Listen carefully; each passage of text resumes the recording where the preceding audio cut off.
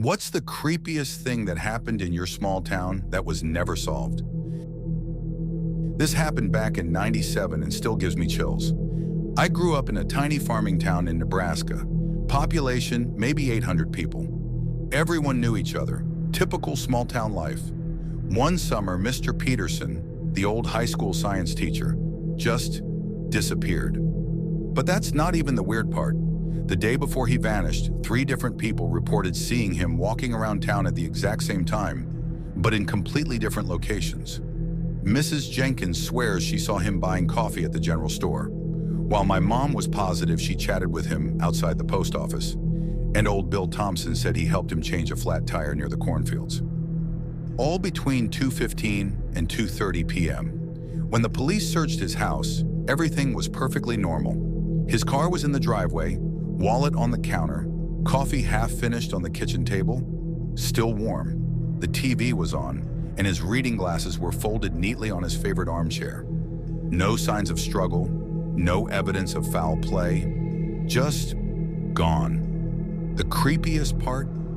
Every year on the anniversary of his disappearance, people report seeing him around town again. Always 3 sightings, always at the same time, always in different places. The police have investigated every single time but found nothing. Some folks say it's just people playing pranks, but I've seen him myself. 2 years ago, near the old water tower. He looked exactly the same as he did in '97, didn't age a day. He smiled and waved at me, then walked behind a tree and vanished. Last time anyone checked, his house was still exactly as he left it. His family never sold it, and nobody's lived there since. Sometimes at night you can see lights on inside, but when anyone goes to check, the house is dark and empty. They never found a single clue about what happened to him. Not one. Okay, so I've never actually told anyone this because it sounds completely insane, but this thread seems like the right place. I'm from a small town in Vermont, and in 2012 we had this really strange thing happen with the local cemetery. It started when the groundskeeper noticed that every morning for 2 weeks straight, he'd find one fresh grave had been disturbed. Not dug up exactly, but the dirt would be all loose and shifted, like something had pushed its way out. The weird thing was, it was always graves from different decades. One from the 1800s, then one from the 1950s, then 1920s, totally random. And there were never any footprints or tool marks around the graves. The police set up cameras, but they never caught anything. They even had officers patrol at night, but on the nights they watched, nothing happened. As soon as they stopped patrolling, another grave would be disturbed. But here's the really messed up part. During those 2 weeks, about a dozen people in town reported seeing their dead relatives walking around at night. My neighbor, this really straight-laced bank manager who never makes stuff up, swears she saw her grandmother, dead for 30 years, standing at her kitchen window at 3 a.m., just staring in. When she blinked, the figure was gone, but there were handprints on the glass. Small ones, just like her grandmother's. The whole thing stopped as suddenly as it started. On the last night, every single dog in town was going crazy, barking and howling all night long. The next morning, all the disturbed graves looked normal again, like they'd never been touched. The really strange thing? A few days later, someone checked the town records and realized that every single grave that had been disturbed belonged to someone who had died exactly 100 years before the day their grave was messed with. The historians tried to find a pattern or connection between the people, but there was nothing. Sometimes I drive by that cemetery at night and I swear I can see shadows moving between the headstones, but I never stop to look closer. Some things are better left alone. Something happened in my town 15 years ago that the locals refuse to talk about, but I need to get this off my chest. We're a small river town in Missouri, and we used to have this local tradition where high school seniors would spend the night camping on Mason's Island, just a tiny patch of land in the middle of the river, maybe half a mile long. In 2009, 5 seniors went out there.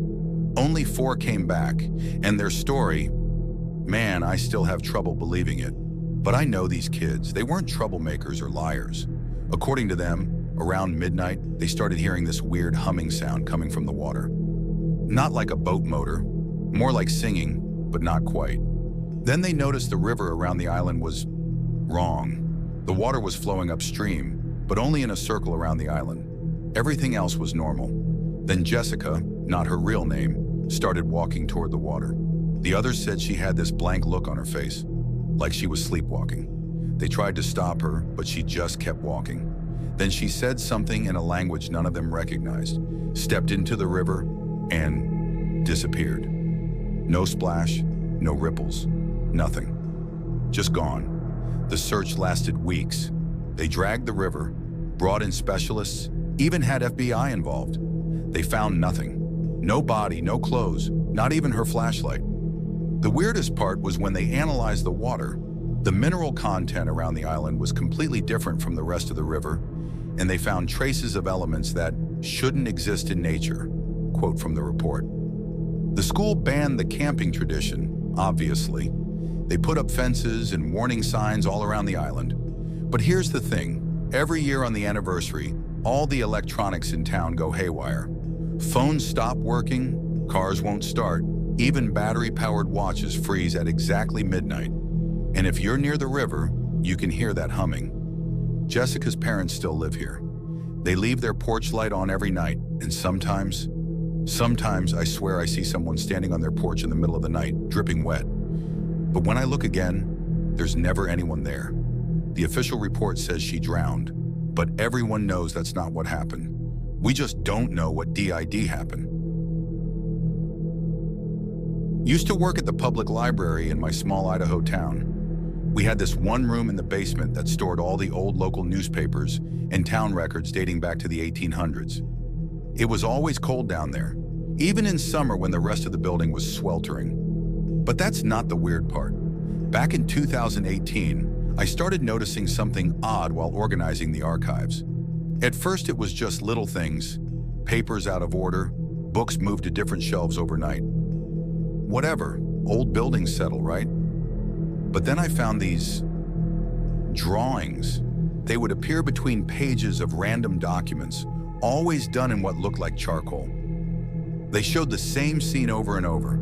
3 children playing near a well with this tall, dark figure standing behind them. I brought it up to my supervisor, thinking maybe it was kids messing around after hours. She got really pale and told me to drop it. But curiosity got the better of me, so I started digging through the old papers. Turns out in 1893, 3 children went missing from a farm just outside town. The only clue was a crude charcoal drawing found near an old well, showing exactly what I'd been finding in the archives. That's when things got really strange. I started finding handprints on the documents, small ones, like a child's, but they looked burned into the paper. The security cameras would go out every time I was down there alone, and sometimes I'd hear children laughing, but it sounded like it was coming from inside the walls. The final straw was when I found a fresh drawing, the paper still warm to the touch, of me sitting at my desk in the archive room. In the drawing, that same dark figure was standing right behind my chair. I quit that day. They hired someone new, but within a week, all the archive documents were moved to the State Library in Boise. They sealed off that room completely, new concrete walls and everything. Nobody official will say why.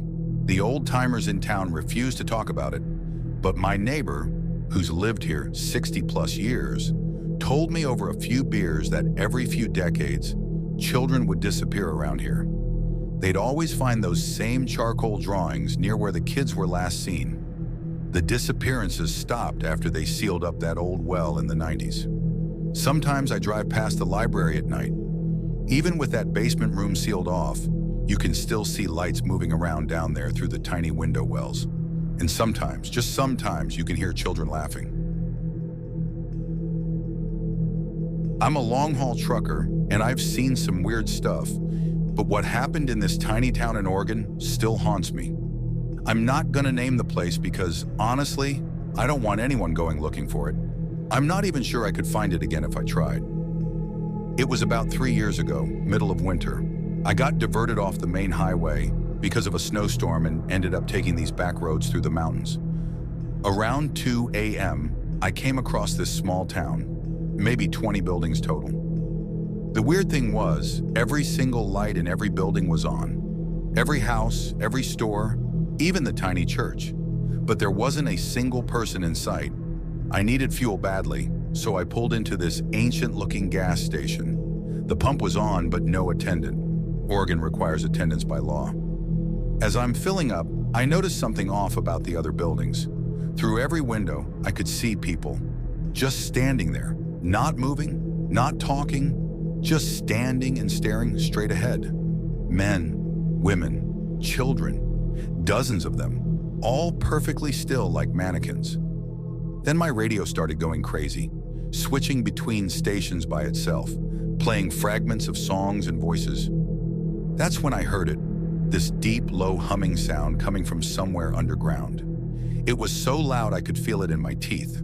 The people in the windows all turned their heads at exactly the same time, not toward me, but all in the same direction, like they were looking at something I couldn't see. Then every light in town went out simultaneously. Complete darkness except for my truck's headlights. I've never moved so fast in my life. Didn't even wait for the tank to fill or put the pump back. Just jumped in and floored it. As I was driving away, I looked in my mirror and all the lights had come back on. But now there was someone, something, standing in the middle of the road where my truck had been. It was tall, way too tall to be human, and it was wrong somehow, like looking at a photo negative of a person. I called the state police once I got back to the main highway. They had no record of any town at that location. I've checked maps, both old and new. Nothing. Asked other truckers, none of them have ever seen it. But sometimes when I'm driving at night and my radio starts acting up, I can feel that humming again, like it's calling me back. The company I work for has GPS tracking on all their trucks. When I check my route from that night, there's just a blank spot, no data for about an hour, like that stretch of road never existed. I was a forest ranger in northern Michigan from 2015 to 2019, and there's something that happened in the summer of 2017 that I've never been able to explain. I work near this really small logging town, population maybe 200, surrounded by dense forest. That June, hikers started reporting strange symbols carved into trees. Not your typical trail markers or teenage graffiti. These were complex geometric patterns, cut deep into the bark, always exactly the same design. They'd appear overnight, sometimes dozens at once, in perfect circles around clearings. The weird part? The carvings were made from the inside of the tree outward, like something had carved them from within the trunk. Then the disappearances started. Not people, animals. We'd find these perfectly circular areas in the forest, maybe 50 feet across, completely devoid of wildlife. No birds, no insects, not even bacteria in the soil. Just dead silence. But only inside these circles. Step 1 foot outside, and the forest was alive and normal. One night, I was doing my rounds and came across a new circle being formed. The trees at the edge were changing. The bark was rippling like water, and those symbols were appearing one by one, burning their way out from inside. The air felt charged, like right before a lightning strike. My flashlight died, then my radio, then my phone. That humming sound was so loud I could barely think. Then I saw something move between the trees. It wasn't solid, more like a shadow, but moving in ways shadows shouldn't. It was huge, maybe 15 feet tall, and it seemed to be made of these shifting geometric patterns, the same ones from the trees. I don't remember much after that.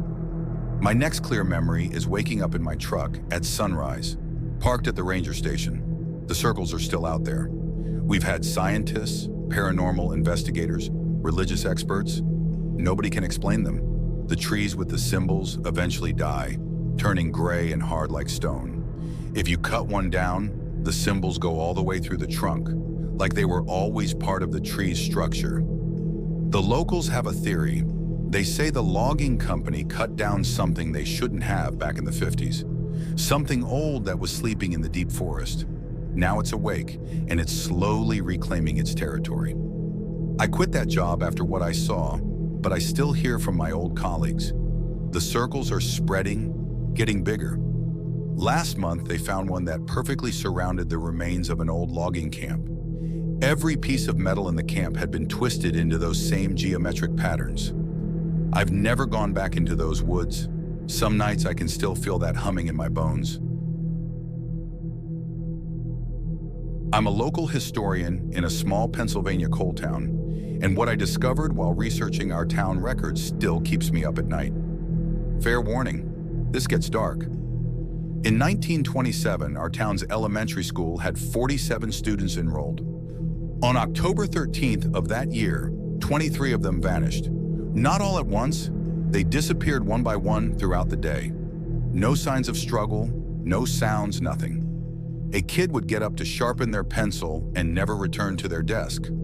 Another would step into the bathroom and vanish. By the end of the school day, exactly half the student body was gone. Here's where it gets weird. When they searched the school, they found all 23 empty sets of clothes, shoes, and belongings arranged in perfect circles in the school basement. Everything was laid out like the kids had just stepped out of their clothes and walked away. But there were no footprints, no traces, nothing. While going through the archives, I found something that was left out of the official reports. The day before the disappearances, every single one of those 23 kids had drawn the exact same picture in art class. A tall, thin man in a black suit with no face, standing next to a door that led to somewhere better. The pictures were confiscated by police and supposedly destroyed. But here's the really messed up part. Last year, I found a box of old photographs in the town hall archives. It was unmarked, tucked behind a filing cabinet. Inside were class photos from that school dating from 1927 to present. In every single photo, if you look at the back row, there's a blurry figure standing just behind the children. Tall, thin, wearing a black suit, no face. I brought this to the current school board's attention. They told me those records were sealed and warned me to drop it. The next day, the box of photos was gone, and all my research notes were missing from my office. But I'd already scanned one of the photos. The same week I found that box, the school had to close for emergency renovations. They found a previously unknown door in the basement while doing repairs. It was behind a false wall, and it didn't lead anywhere, just opened into solid earth. The weird thing, it had 23 sets of small handprints pressed into the concrete around it, like they were made while the concrete was still wet. They sealed up that door and poured new concrete over it, but the janitor says sometimes, late at night, he can hear children laughing behind that wall. And every year on October 13th, exactly 23 sets of small bare footprints appear in the dust of the school basement, leading to where that door used to be. I've got copies of all my research hidden away. Someday this town will have to face what happened. But for now, whenever I drive past that school at night and see a tall, thin shadow in the windows, I just keep driving. I used to work security at this old lakeside hotel in Minnesota. Real fancy place back in the 1920s. But by the time I worked there, 2016 to 2018, it was pretty run down. Still, rich people would rent it out for weddings because of the vintage charm. What happened during my last month there? I still can't explain it. It started with complaints about room 410. Guests would report hearing a woman singing late at night, but it was always empty when we checked. Then they started finding wet footprints leading from the lake to that room, going up the wall, across the ceiling, like gravity didn't matter. Always disappeared by morning. The hotel kept booking the room though, typical corporate greed, until the Madison wedding. The bride wanted to stay in 410 the night before her wedding, said she liked the ghost stories. Around 3 a.m., guests reported hearing screaming. When we got there, the room was filled with lake water, not flooded from a pipe. The water was coming down from the ceiling, ice cold and full of algae. The bride was gone. We found her 3 hours later, walking along the bottom of the lake. Not swimming, walking 40 feet down in her pajamas. She was perfectly fine, but she had no memory of how she got there. The weird part?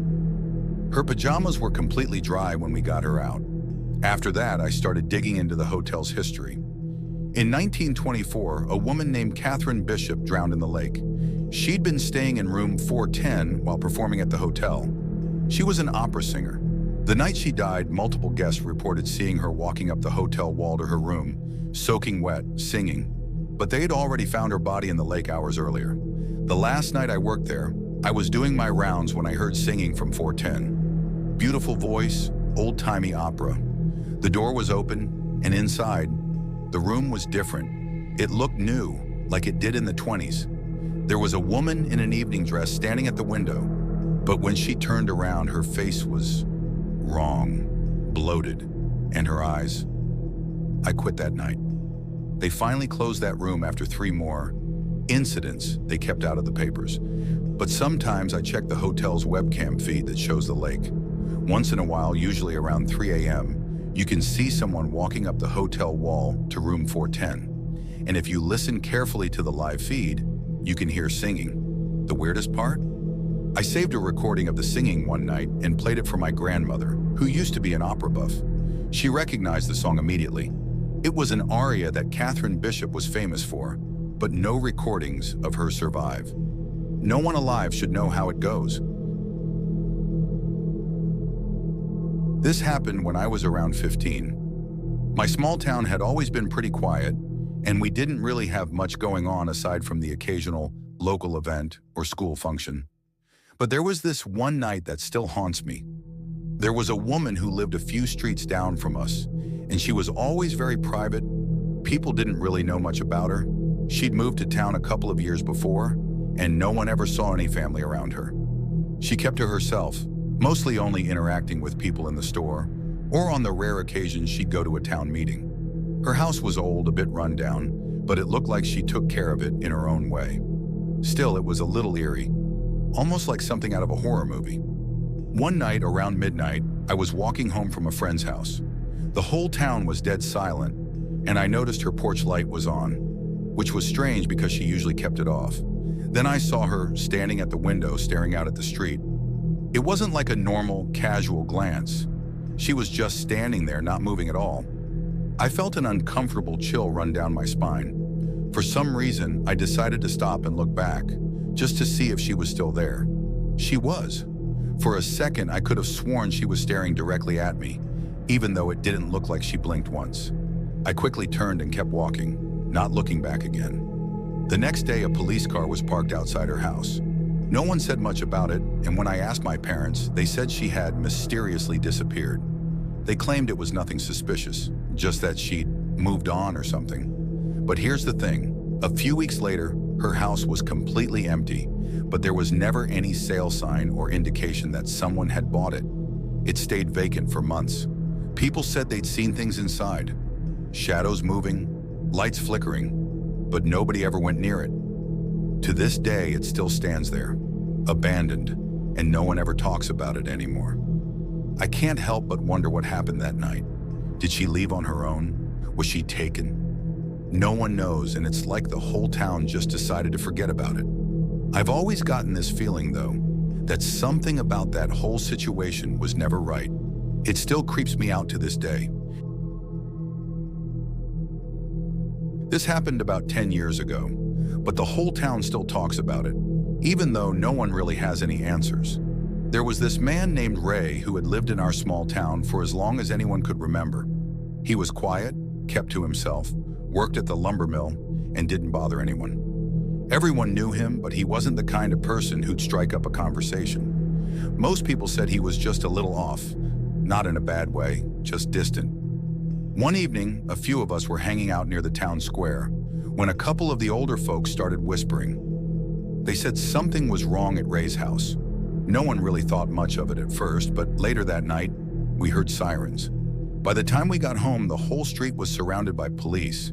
Ray's house had been completely destroyed, like it had been torn apart from the inside. The windows were shattered, the doors were ripped off their hinges, and there were strange markings on the walls. The police said they found Ray inside, but here's the thing. He wasn't dead. He was alive, but in this strange state. His body was covered in cuts, bruises, and burns, as if he'd been through some kind of violent struggle. But when they interviewed him, he kept saying the same thing over and over. They were here. He wouldn't explain what they were, but he looked terrified, like he had seen something that had completely broken him. Now, the part that made no sense was that Ray had no memory of what happened in the hours leading up to the destruction of his house.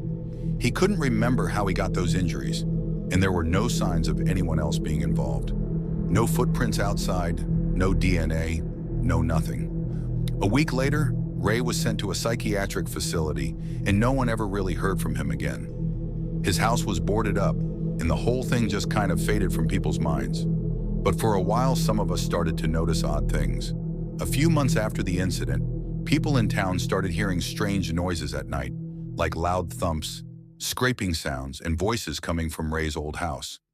We even heard that some kids had tried to go in there and look around, but they said they felt watched. Some of them swore they saw shadows moving inside. Nobody knows exactly what happened that night. Some think Ray had a mental breakdown and just destroyed his own home, but others think it's something more. Like there's something in the town that we don't understand. It's one of those things that we all kind of ignore, but it still hangs over us like a dark cloud. I don't know what happened to Ray, but I know for sure that something in this town isn't right, and it might be connected to that night. I'm just glad I wasn't the one who went into his house. This is something that still makes my skin crawl, even though it happened years ago. I've tried to block it out, but it's like the memories won't let me forget. Back in 2005, there was a family that moved into our town, the Millers. They were a young couple with 2 kids, around the same age as my brother and me. They bought an old farmhouse on the outskirts of town, and at first no one thought much of it. The house was a bit isolated, but it wasn't anything unusual for the area. What started off as a simple move turned into something much darker. I first heard about them when I was hanging out with my friend Lisa. She said her mom had told her that the Millers were acting strange.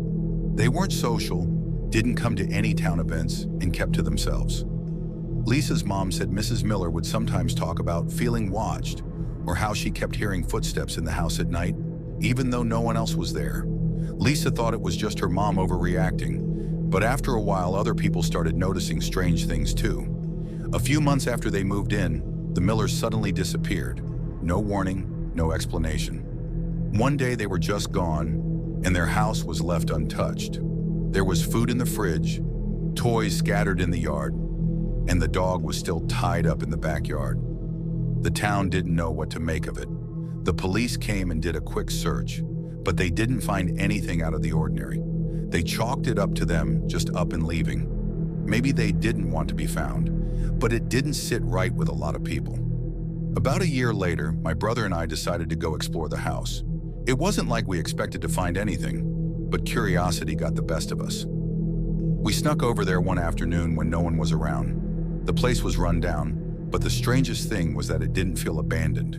It felt alive, like the house was waiting for something. We went inside and explored the rooms, finding old furniture covered in dust. The air was thick with a weird smell, almost like mildew but with something else under it, something metallic. When we went upstairs, that's when things got really unsettling. In one of the bedrooms, the walls were covered in what looked like scratch marks. Deep, jagged lines that looked too deliberate to be just the result of wear and tear. The window was cracked, but the thing that really got me was the smell. It was like something had been rotting in there, but there was no sign of any decay. Then out of nowhere, we heard a loud bang coming from downstairs. We both froze. I'm not gonna lie, I thought about running, but I couldn't move. We didn't hear any more sounds after that, and when we went back downstairs, everything was silent. We left in a hurry, but not before I noticed something strange. The front door had been closed when we came in, but now it was wide open. We never went back to the house again, and we didn't tell anyone about what we found. To this day, I don't know if it was just my imagination running wild, but the more I think about it, the more I believe there was something off about that house. Something that made the Millers leave, and maybe something that didn't want us there. After they disappeared, nobody ever spoke of them again. It was like the town just decided to forget. Now the house sits there, abandoned, and every time I pass by, I can't shake the feeling that someone is watching from the window. It's almost like the house itself is waiting for someone to return.